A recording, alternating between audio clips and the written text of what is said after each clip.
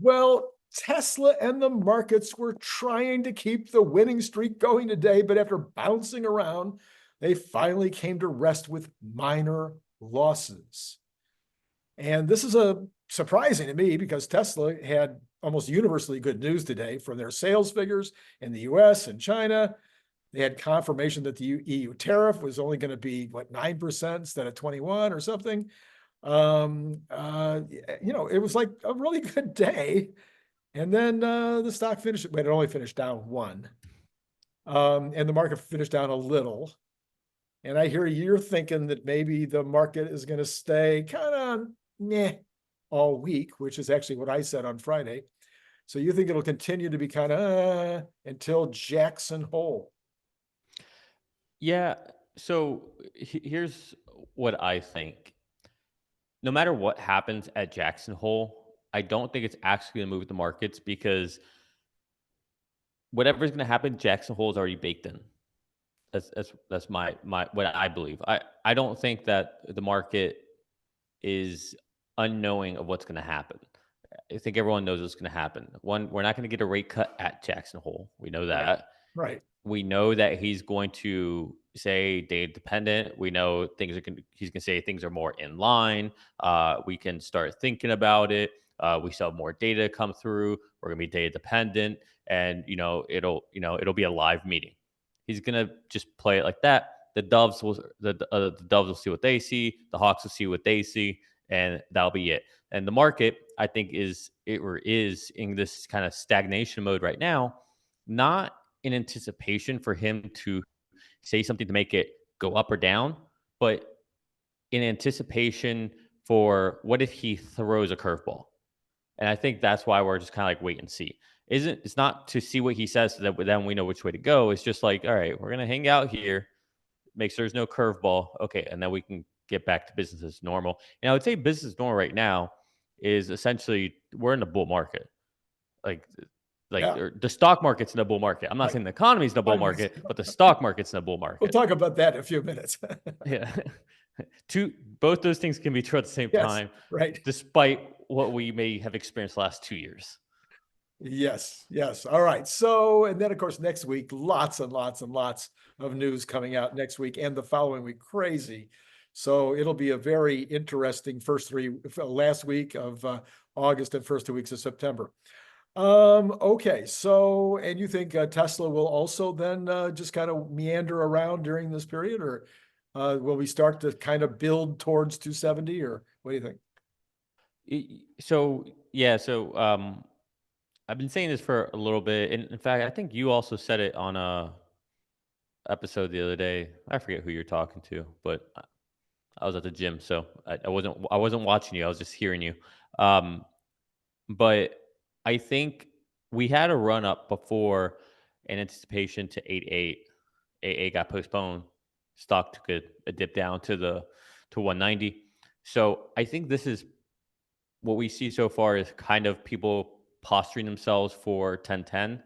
I know a lot of people in our community are buying calls right now.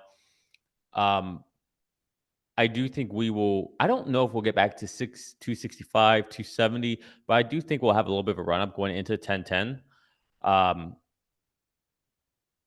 But I don't think it's really going to start until we get more concrete information. Xander, he's been saying that he's going to probably start buying some call options once invites go out, to go out. And so I could see that the stock kind of just hangs out until invites go out. So it's not another fake out and it gets postponed again. So I kind of like that.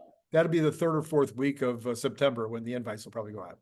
I'd say it's probably going to be like 10 days to 2 weeks before. Yeah. Well, sometimes I think isn't it more like 3? Because that's what they call the polite thing to do is to give people 3 weeks to plan. Yeah. And who knows who's going to get those invites, right? I mean, I'll say this right now. Anybody out there? I'm a great date. Yeah.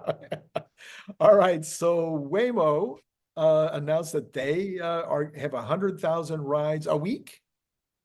A week? 100,000 rides a week, which is double where they were just a few months ago. So May. 100,000 week, 100,000 rides a week is pretty good for 3 cities. 2 cities they've just recently started doing anything in. This seems like it would be another positive thing for Tesla stock. If Waymo can do 100,000 rides in 3 cities and Tesla's getting ready to go worldwide, we're talking about, millions of rides per week, right? Potentially, yeah. It's the best thing about Waymo is that it's putting, I think, competitive pressure on Tesla, FSD, and Elon. If there was no Waymo, if there was no Didi, if there wasn't these other companies, then Tesla could really back off a little bit. But right now, I mean, Elon saw that. Yeah, The FSD team saw that. yeah, And they feel like, damn, like we have the better technology, but it's not done yet. We're not there yet, and we can't release it yet. And it's been a long time coming. And like if if I didn't have FSD, if I wasn't as deep into it, I'm sure you feel the same way. And you just saw the two companies, and you had to put your money on one. Who are you putting your money on? The company that just went from 50,000 a week to 100,000, three yeah, cities now. One of them, San Fran, now it's LA, and they're expanding. yeah, I mean, and it's Google. Google's got right, money, so right. yeah. I don't know. So, all right, let's talk about when you think robotaxi will start. I'm still not privileged enough to have a 5.1.3. You are, and you say, how is it doing for you? I mean, it's doing great for me. I think I told you last time that it seems like there's like little updates happening in the background. Hmm. Um, Happened again. My wife and I, we an hour before jumping on here with you, Randy, we went to the pharmacy. So we hopped in Tesla, put in an address, doo doo, right? Went down, and immediately you felt a difference of smoothness. Like, did we get an update? And it's like, obviously we didn't, because like we always Yeah. have to update, but something was different. It was very Huh. clearly something was different.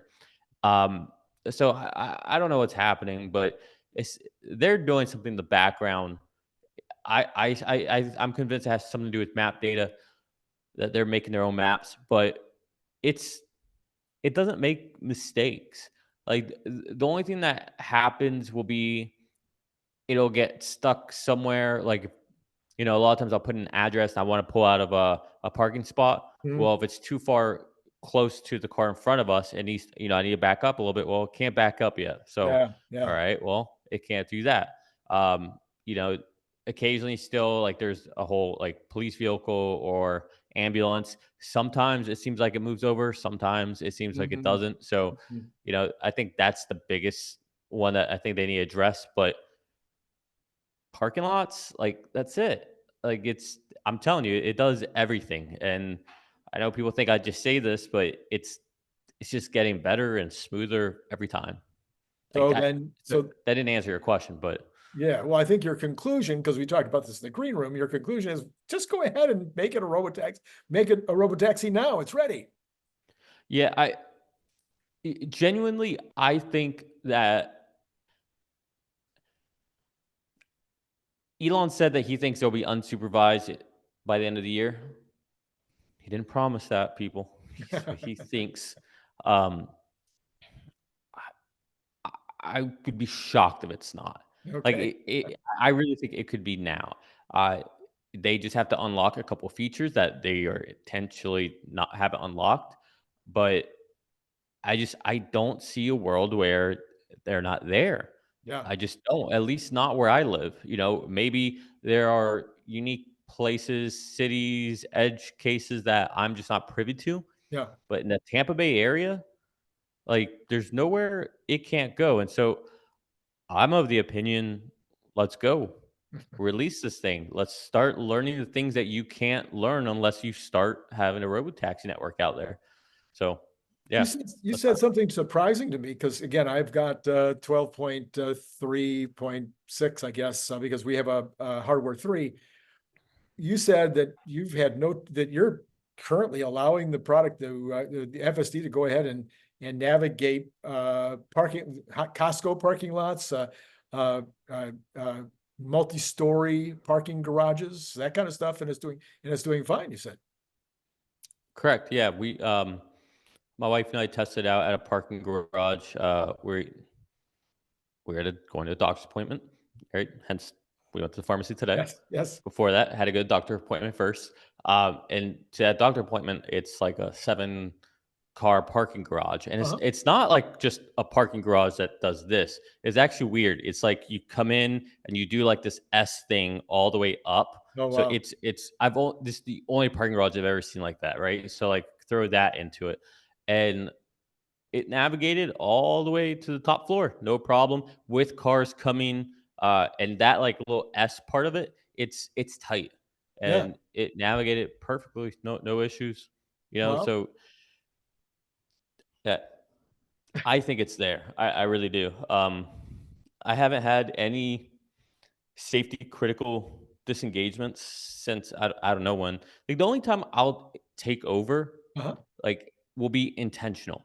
Uh it'll be I know there's like a little dip in the road, Mm. and I'll take over and send them a note saying, "Hey, there's a dip in the road. We should slow down a little bit for here for Uh-huh. comfort." Uh, That's right. it. Like it'll Right. be stuff like that. Yeah. And in fact, one of the reasons why I think I got an update today, even though I didn't update it, was there's one leaving my neighborhood and slow down right before it.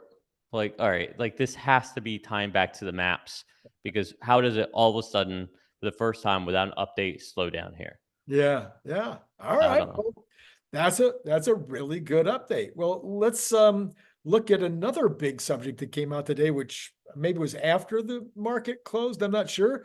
Power walls hit their the first time ever 500 units per shift. So this was Oh a wow. one shift deal. Doesn't mean they're doing it every single shift. I tried to find out how many shifts they're doing. I even asked Grok, and Grok said he didn't know, or she didn't know, or whatever it is, didn't know. So I don't know if they're doing 1,000 a day or 7 days a week, or they're doing 7,000 a week.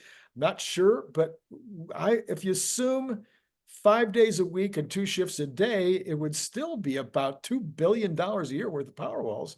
That ain't nothing. Yeah, I don't think energy's not slowing down anytime soon. It's you know it's one of the better, like, if you want to play this EV autonomy game, like there's all the reasons to go with Tesla. Yeah. All the obvious reasons. But one of them is that we have this energy side of the business that really helps keep things afloat when we go through turmoil in the automotive business. So, and it's just growing like a juggernaut. It's still surprising to me though that, and don't get me wrong, I'm just as guilty of this. It's not that sexy of a business. Like Yeah. Yeah. most of us aren't buying them. Most of us aren't using them. It's not the same as the vehicle itself. It's not the same as FSD, where you got that human connection. You're Yeah. in it, Yeah. you ride it, you experience it. But Wall Street just doesn't care about the energy side of it. They don't. They don't. You're right. It's true. It's true. All right. Well, let's talk about something extremely sexy. We'll spend most of the rest of our time together talking about this economy, about what's going to happen. We will even talk a little bit about the economic genius who's running for president. I'm sorry I said that while you had a mouthful. He's trying to get me to spit on camera. That's what's happening. All right. So we are supposed to have tomorrow, which is the only thing I thought was happening tomorrow, was going to be the Fed minutes, which can always be tricky and sometimes it'll have an impact. But it turns out that we're also tomorrow going to get a we're going to get a revision in the employment numbers for the 12 months ending March. And they do this revision twice a year. And this revision, according to various different sources, might be as much as might only be as much as a 300,000 job downward revision, but the upward, I mean, higher end of that revision might be as many as 1 million. This would be a continuation of almost every single month. We see revisions of the previous 2 months in the normal course of things. This would be on top of that. It makes one skeptical of the government's reasons for possibly coming out with their employment numbers. But on top of that, impact, does the market care? Is this more evidence that we'll have a cut? What do you think is going to happen if that number is as high as people are saying?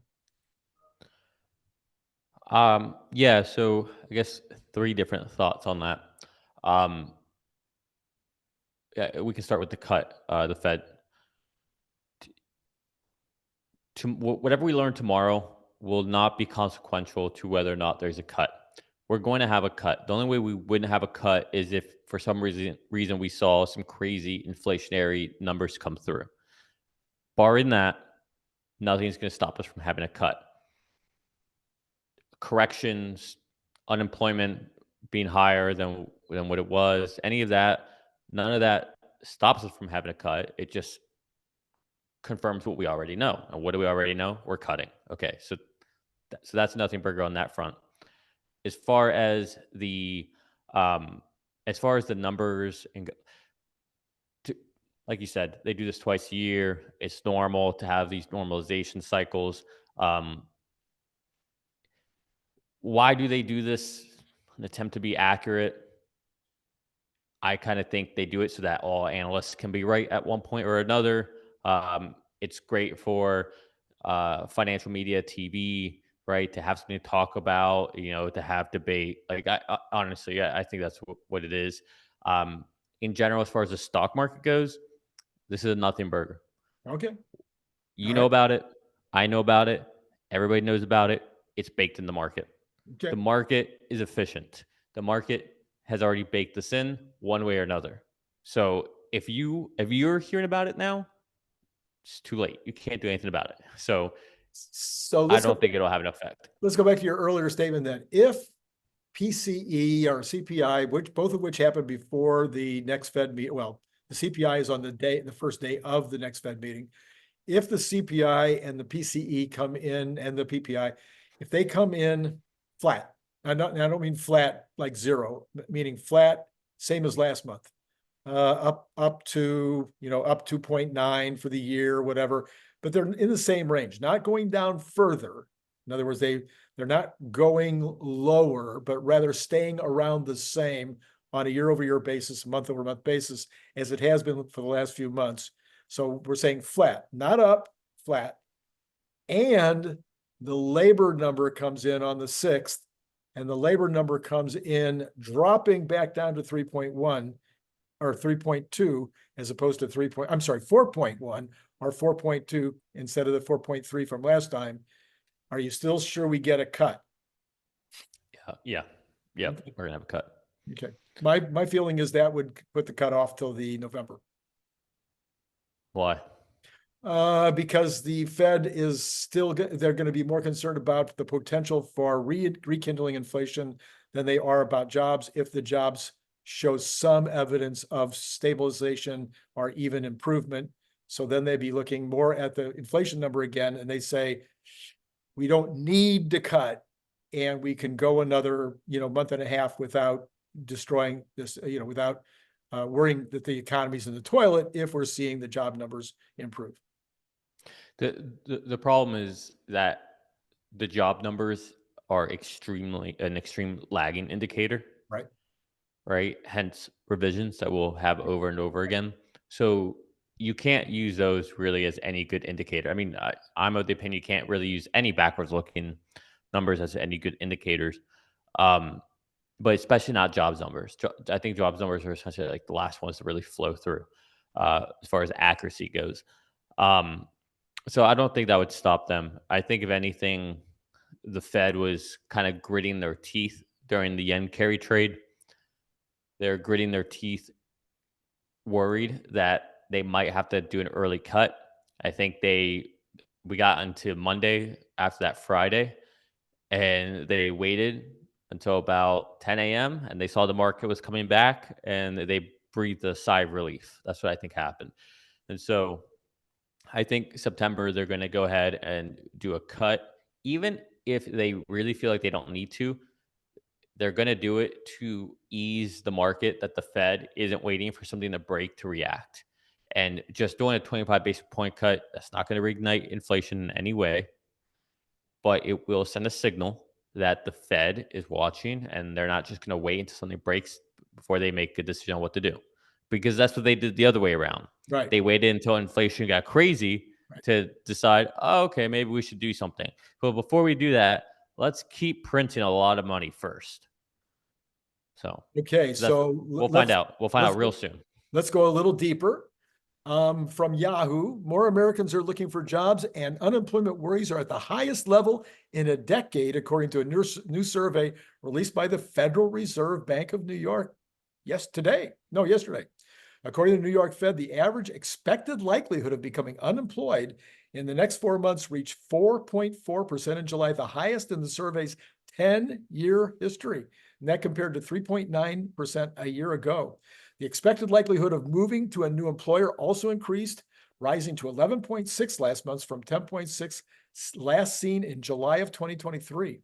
More respondents are also actively on a job hunt, with 28.4% saying they've been searching for a new job over the past 4 weeks. That's the highest level since March of 2014. 2014! And an increase from 19.4% in July of 2023.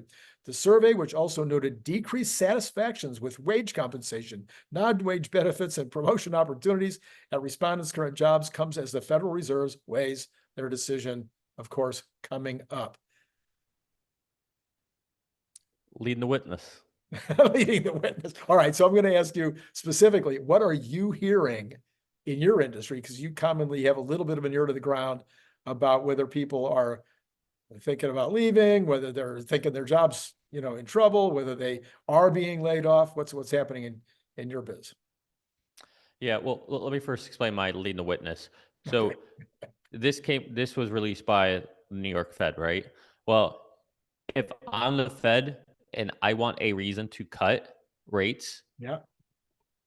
That would be it. again, hey, weird. New York Fed, look what they did. Oh, look at this report. Well, that's why we're doing this, right? So again, leading the witness. This is conveniently out there for them right when they need it. All of a sudden, the attention's on the job market, not on inflation, because things are back in balance, right? Um, you know, I'm in a little bit of a bubble in my world. Uh, you know, it's it's been, we went from 2022 probably till mid 2023. In my world, it was kind of Armageddon with cuts, with job cuts. Everything got slashed. I see. Especially once Elon bought Twitter and saw Right. what happened there. That ramped things up.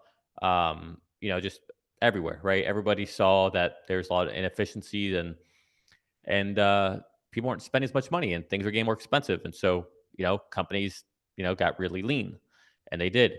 I would say now, though, there is a renewed spirit of hiring Okay. um, in the tech world, but it's not what it was. Hmm. But meaning, in 2020, 2021, Yeah. Yeah. companies were hiring and just they wanted to get as many people as they could because they That couldn't was hire everywhere. fast That was enough. everywhere. Yeah. Yeah. Yeah. So now I would say things are just kind of back to normal. I think things are back more in a level playing field. Employers might have a little bit of an edge, but good talent is still good talent. Um, I will say, as far as pay goes, I think it was where, like, especially again in my world, people were paying hand over fist, trying to top one another just to, get people. I knew people who were in a job for 4 or 6 months, and then they're transitioning because, well, I can Yep. make an extra 50K. Oh, Yep. here's Yep. another 60K. Yep. You know, um, and that's where a lot of the sign-on bonuses helped to retain people. Hmm. So I think things are kind of getting back into balance in general. I know a lot of the people I know who maybe maybe they want to find another job. The problem is nobody really wants to leave. So this is where I don't like that New York report because they're saying like 24% of people are looking for new Right, jobs. right, right. Bull. The only Okay. reason you're doing that is either that's manufactured and it's Yeah, BS, yeah. or somebody knows they're about to get fired or let go. Right, right. Um, I think at least the people I know right now, if you have a job, you're just trying to keep your head down. You're trying to do a good job, and you just want to see what the next 6 to 8 months have what Mhm, happens. mhm. Because and many people think that if we can get past this election, really, no matter which way it goes, Yeah. the fact that you lose that uncertainty, Mhm. that let this bull run go, let the market go. Maybe things could get really good for the job market, and then employees have the upper hand. But I don't know anybody who's actively looking for another job during such uncertain times. And I don't think it's because there's not enough jobs out there, Mhm. but you know, first in, first out. Yeah, yeah, It's yeah, a real no, thing. yeah, right, right. So I don't know. Maybe it's different in other industries, but I don't see it. All right, let's put another witness on the stand. This is just breaking from Business Insider. The US Uh-oh. economy is poised to enter a recession, as evidenced by a rare economic indicator with a perfect track record of signaling a downturn, according to top economist Steve Hanke. The John Hopkins professor issued a bearish outlook on the US economy in an interview with the wealth advisory firm 𝐓𝐞𝐞𝐬𝐿 on Tuesday. His forecast is tied to a troubling backdrop for the US on a big picture level, pointing to the contraction in the money supply, or the total stock of money flowing around the economy. M2, which you and I are well aware of, and which we talk about on this channel certainly once a month on the first Saturday after Employment Friday. M2, one type of the money supply, boomed during the pandemic amid loose monetary policy, but has fallen over the past few years. The total stock of M2 money supply was around 21 trillion in June, 3% lower than its peak in 2022, when the money supply measured at around 21.7 trillion, according to the Federal Reserve data. An outright contraction in the money supply, which functions as fuel for the economy, is unusual, Hanke noted. It's only happened 4 times since 1913 and was followed by a recession or economic depression in each instance. The M2 money supply began expanding again in June of this year, but changes in the money supply take time to work their way through the economy with a lag of 1 to 2 years, he added. We will enter a recession either late this year or early next year in the United States, and that's why we think the inflation numbers will keep coming down, he said. The outlook for a downturn is also supported by smaller micro level indicators in the economy. He says the job market, for one, has been steadily weakening. He says consumers also appear ground down by inflation or pulling back spending. And certain areas of the economy have already looked to be in housing in slowdown, which you and I have talked about. Housing is bad, manufacturing is horrible, now auto is down. So a lot of different areas that are down. He says, if you look at the micro data, it's kind of consistent with this macro monetary picture that I just gave you of slowing down and going into a recession. Inflation continuing to come down. The picture, if you look micro, individual companies or sectors of the economy, these sectors look like a slowdown is in the wind. He says an outright contraction in the money supply, which functions as fuel for the economy, is unusual. Oh, I'm sorry. That was a redo of the paragraph I already read. Okay, so what do you think about all that? So let me caveat by saying he could be right. Okay, he could be. And I'm just a guy with a backwards hat on, speaking to a mic with some senile man who's talking about who likes talking about politics. um, with all that said, he's a professor. I don't know many professors that tend to be right about these things. And look, if he writes with the utmost of confidence, okay, great, great wordsmith. He's a professor. What do you expect? All right, show me. Put your money where your mouth is at. Is he short the market? What are his positions? You know, when I hear someone who has conviction, I expect to see them putting their money where their mouth is. Show me what you're doing. Lead with that. And if you're not doing that, then I don't know. You're just saying words. You're just trying to be a Oh, provocateur. okay. I hear you. I hear you. But what do you think? So I you I know my position. You know my position. I think we entered recession in June. I think the auto market was the last. That was the last shoe to drop. That the services industries that are still alive, like healthcare and maybe some construction, maybe are not enough to keep the economy above break even, and that we may not know it until next year because the GDP numbers for the fourth quarter won't be in until January.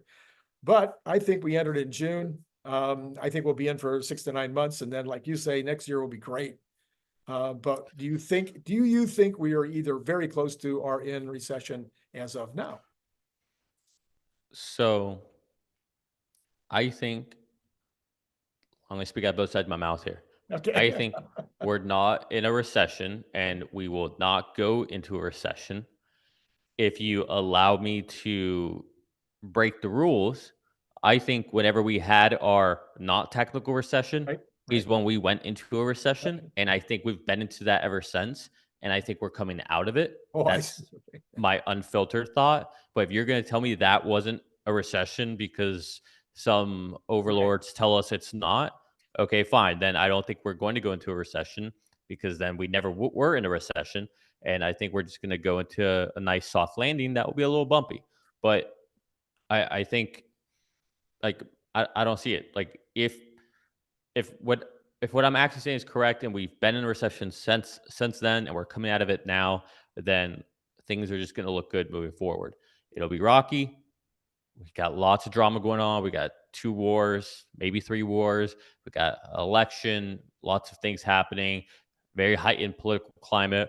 What happens after election? If Trump wins, what happens then? If Kamala wins, probably nothing happens then. But what do her policies do? Right. So there's lots of, ancillary effects, a lot of butterfly effects that we don't know which way they're going to play out. So things will be choppy because of that. But if we're not, moving forward, I think things look good.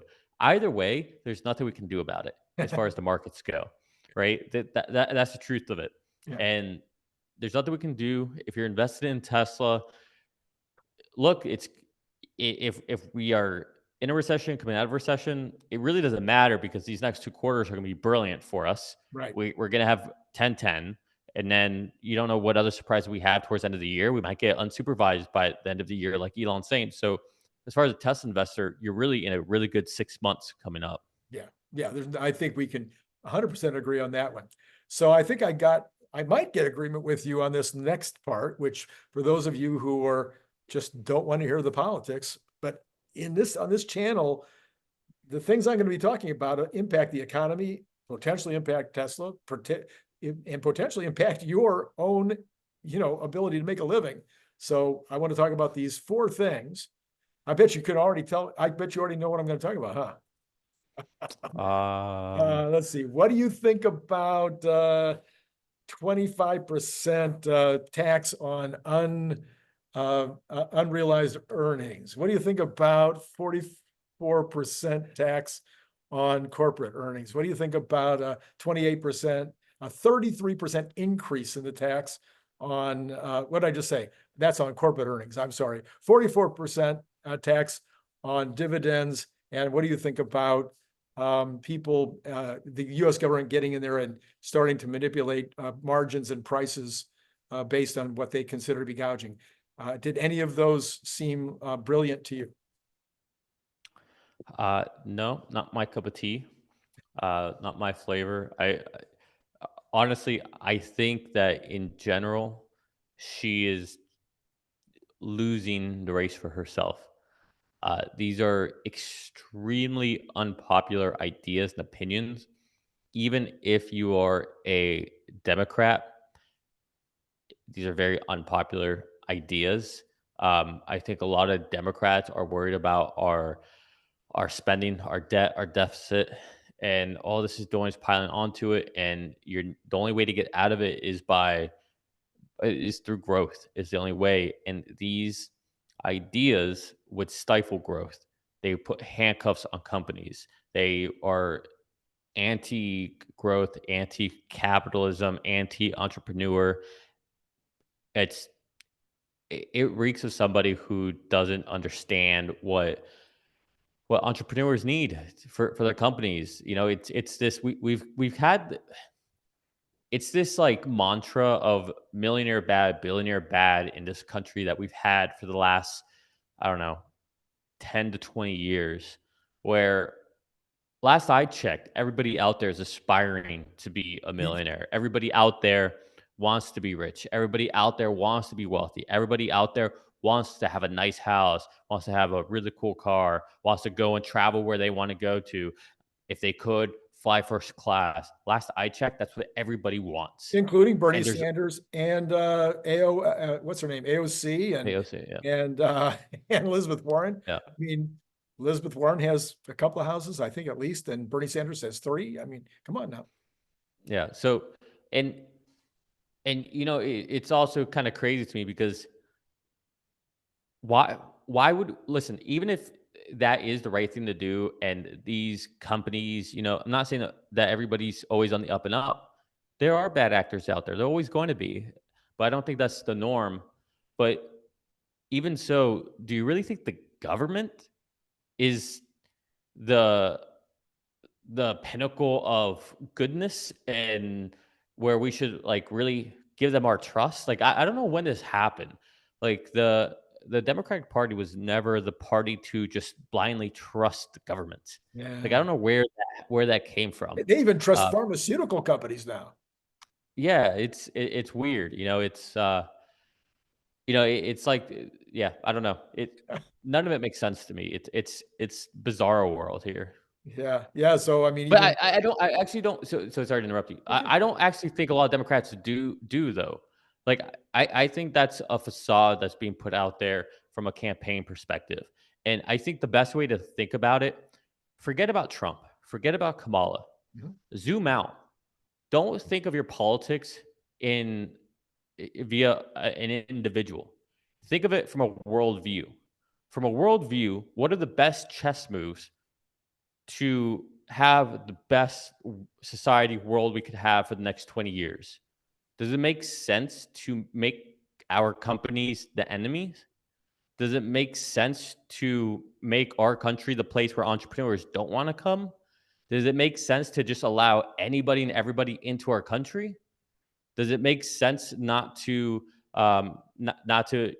be the country where we're leading and we're protecting others? Like, I mean, you tell me. Like, forget about Republican, Democrat, Kamala, Trump. Just from a worldview, what would be the best things to do to make this the best country in 20 years from now? Mhm, mhm. And I don't think those are the policies that you would go for. Yeah. So do you think that any of these policy positions, any of these anti-capitalist, I would not even call them anti-capitalistic, but anti-capitalist, because basically they're saying, we don't want your capital. Please keep your capital in your pocket, because if you use your capital in order to grow the economy, we're going to tax it until your dying day.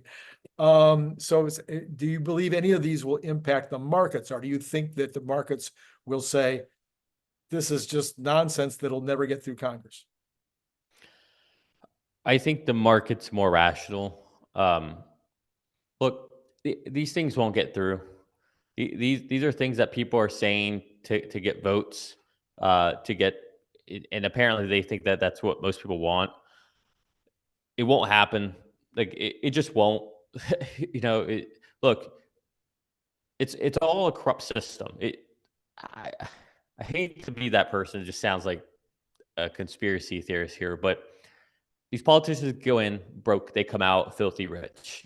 How does that happen? Well, lobbyists. And where are these lobbyists coming from? Well, from companies that hire these lobbyists. So I'm pretty sure these companies have a good way to make sure that stupid people don't do stupid things. But there tends to be quid pro quos with everything. Yeah. Um, so I don't. I think that's the natural corrupt checks and balance from Yeah, anything being right. too stupid. But but with that said, th- you know, there is a problem. I mean, we've gone. It's it is just insane. This sleight of hand has happened. You have government, in this case, mainly the Democrats, but Republicans do this too. But right now, you have Democrats screaming that corporations, billionaires, millionaires need to pay their fair share, that they're the problem. Okay. Somehow we had this sleight of hand because last I checked, Congress makes the rules and they're playing by those rules. Last I checked, like I said, they go in poor, they come out rich. Last I checked, government is the one that's spending poorly all this money of tax revenue that they collect. They're the ones that are going over budget. Yet the companies are the bad ones, the ones that can somehow become these really big companies because they are balancing their budget and there's no accountability. The only thing that their only solution is, well, we need more money. We need to tax more. We need to get more money. Well, what do they not have enough money? How much more money do they need? Well, they're at 24% of GDP now. That's the highest level it's ever been. Yeah. And they still need more. It does drive me a tad crazy, as you can imagine. Yeah. If you follow me on X, you'll know I've gone absolutely crazy the last few days. And I'll remind everybody, and I was reminded of this weekend. We only became the United States because we revolted over a 1% T tax. Over a 1% T tax. We revolted, and that's what made us this country. And Yeah. now here we are having the government tell us that we need to pay more in taxes, that the rich need to pay more in taxes, and the rich are the boogeyman. Yet the rich aren't the one taxing everybody. Yeah, that's true. That's true. All right. Shall we take a look at, well, I'm sorry. I always give you the opportunity to say, is there anything I didn't cover that's high on your list of things that are exciting and fun for you right now? That's a good question. What is exciting and fun for me right now? Right now, I'm I'm having a lot of fun watching Tesla stock and trying to think about what's going to happen next. Um, as far as the stock market goes, I tend to just think long term. Um, I don't talk about it too much, but I do some stuff with options as well. But in general, I think about the long term, and I I feel like we're potentially, based on what happens on 1010, we could see a massive rally. I was on Herbert's channel, and it's funny. Herbert said that I was brave for making a prediction. It's like I really don't care. Like I'm just calling a number. It's just a number. It's a prediction. My thoughts and opinions can change tomorrow. It's not a big deal. But I get it. People will go out there and criticize you. People can criticize me all I they never want. make It's I fine. never make outlandish predictions. Yeah. But I think there's a good chance that we could see $300 by Halloween. But And okay. yeah, my rationale is pretty straightforward. We were able to get to 265, 270 just with the hopes and wishes of 88. Okay, so just baseline, let's say that we get our invitations coming out. Mhm. Randy and Nick get invitations to Robotaxi, 1010. Let's say we get back to 265, 270. Let's say on October 2nd, we get record breaking delivery numbers. Okay, maybe that gets us to 280, 285. 1010 is pretty good. We get some unexpected things. That gets us to 290, 295. It'd probably be more by then. And then guess what? End of October, we got earnings from that record delivery numbers. Boom, easy 300. So definitely doable. All right. So then what happens if we get unsupervised? Drive it from the back seat, take a nap, read a book. You're going to have a very happy Nick. What's What the happens to number? stock, I What's guess, the what you're number? asking. Oh, I don't know. Let me think. I would say define unsupervised for me first. You can drive from the back seat. You can read a book. No nag, no interruptions, no nothing. You can get in your car, tell it where to go, and wake up. Wake up. Maybe it'll wake you up when you get to a charging station. Yeah, see, I think there'll still be a requirement for you to be in the front seat. Like there won't be Okay. any nag or anything, but I think it'll require you to be in the front seat because it'll be the first time they release it. So you know they want to be able to alarm like, hey, take over the wheel. I think that will be a thing. Um, so let's just assume that those are the parameters. There's no nag or anything, but you still have to be in the front seat. Okay. You can look at your phone, you can whatever, but you have to be in the front seat. Um, I think the stock doesn't do anything. No, okay. Yeah, I don't think anything happens to stock until the first week of January. First week of January, because Because I think the market will be quiet because people will be on vacation, holidays, and all that when it comes out. Um, People still won't know much about it, and then for January 2nd, we'll get delivery numbers, which should be a record number. Um, and by first week, second week of January, people know more about FSD unsupervised. It'll potentially be going viral. People, to your point, might be taking a nap in the front seat. Maybe they'll be on their phone in the front seat. The word will be out. And I think at that point, the stock will start moving and 350, 400, something like that. my number, I think whenever your scenario could be right, I'm not arguing with your scenario, but basically all-time high again shouldn't be in a question when that happens. And my thinking is that once we actually put a robotaxi on the street, whether it's in 5 cities or 3 cities or 20 cities, doesn't matter, but it's actually out there and rolling.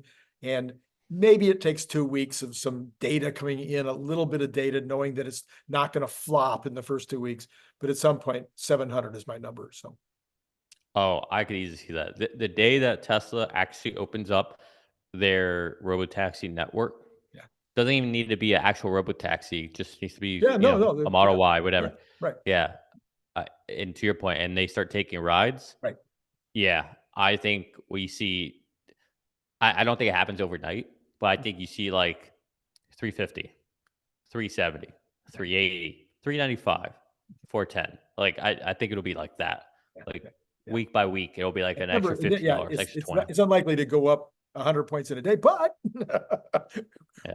Nvidia has shown us that that is certainly possible. All right, let's take a Yeah. quick look here. We've got Tesla up $1. I'm sorry, down. Yeah, I'm so used to saying up. Down $1.62 for the day, and in the after hours, down $1.41. The Dow was down 61, NASDAQ down 59, S&P down 11. So really not a lot of action today, kind of flat. And the Magnificent Seven was also flat. Nvidia did move 275 down as they get ready for their earnings next week. They're a little off.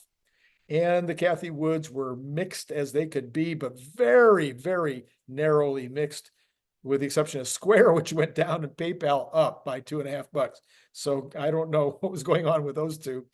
All right, let's see. Any comments or thoughts about that mess that I just said?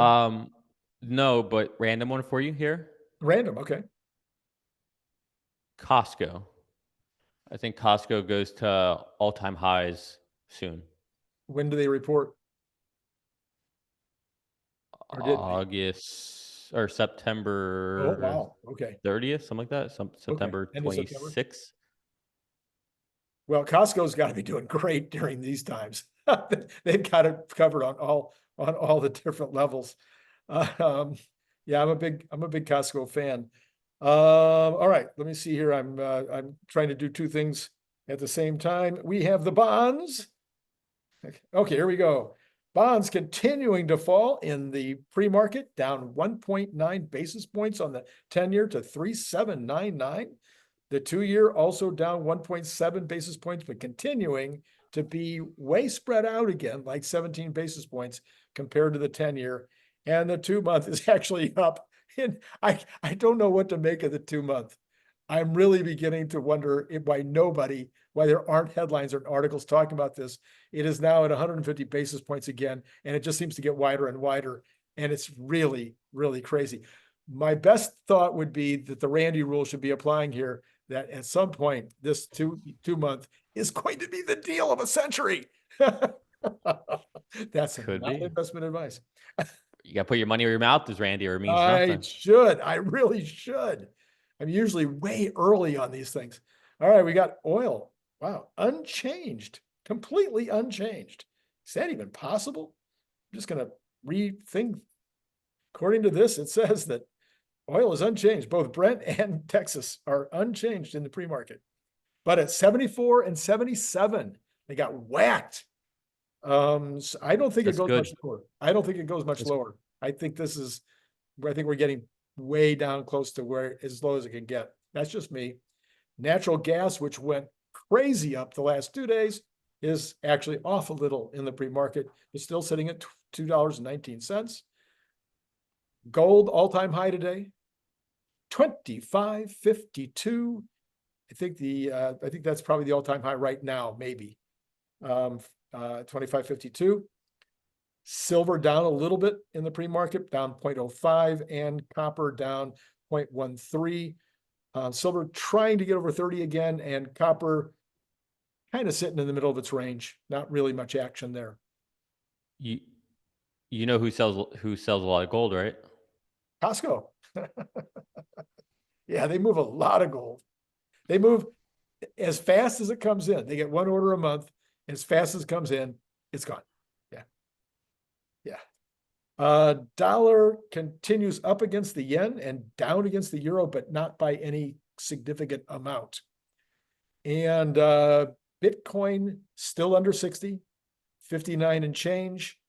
Are we at, we're not yet at 3 months after the halving, but I think we're every bit of 2 months after the halving, aren't we? We're more than that. Are we more than 2 months since the halving? I think we're like 4 months. No, when was the halving? Yeah, wasn't that May? Look it up while I look at the pre-market. Well, look at the, we've got the equities. We've got the Dow up 29 or 0.07, S&P up 75. So call that unchanged. And the NASDAQ also only up, down 14 or 0.07. So when was the halving? April. It was April. We're Yep, way so past the May, 2 to June, July, 3 August, 4 months. months. And yes, I count like that. That's how I count. That's how you do it? Okay. So in other words, the halving hasn't had any impact, well, negative impact or something. Yeah. Wow. Well, I still have the book right up there that somebody sent me that I haven't even cracked the cover yet. Someday maybe I'll try to understand crypto, but I'm not sure anybody does. Well, just sell all your Bitcoin, it'll go up. There you go. My $10 worth.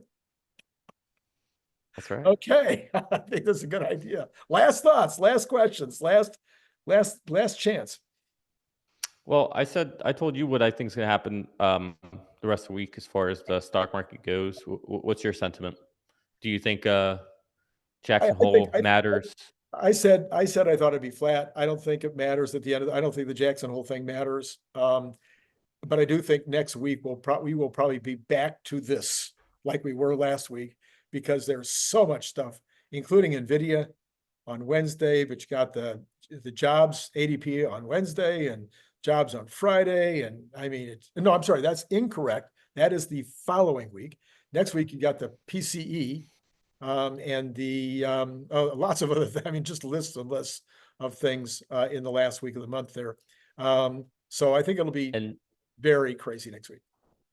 CPI is what, the 18th, 11th, 19th, the 11th, 11th? the first day of the 2-day meeting of the yeah. Fed. And I think PPI must be that Wednesday, maybe. It's it's always one day apart. Not sure which day. Yeah, so September 12th. So about a month from now, we'll know What the what's Fed. happening. Yeah. Yeah. Yeah. Okay. And of course, the other thing I keep reminding people is no matter what's happening with the elections right now, all of this is almost kind of like this week in the stock market where nothing's happening. We are still we're in the preseason. This is the preseason. Yeah. Anybody that follows Well, politics, it all starts the day after Labor Day. Yeah, I was gonna say, when's the first state open up for early voting? Oh, no, not that. Yeah, that's another story. I don't remember, but it's really early. Yeah. I'm more thinking in terms of the way that people manage a campaign. So they manage the campaign with the understanding that this is really the preseason. Yeah. And everything really starts to, move towards election day on the 3rd. All right. Yeah. The whole world's going to change come September. That's wild Boy, to think it's gonna about. be a while. Yeah, it's gonna Think about it. September, we'll know about the Fed. yeah. To your point, the election really kicks off. I'm pretty sure early voting for some states will start in September. Wow. I could be wrong. Yeah. Um, we'll know about Robotaxi Day. Invites will be going out. What else happens? We'll know about CPI. We'll have a better idea of inflation. Yeah. Yeah. September is a packed month. It is indeed. Well, okay. Thank you so much for coming on as always. And to all of you out there, it's been great talking to you.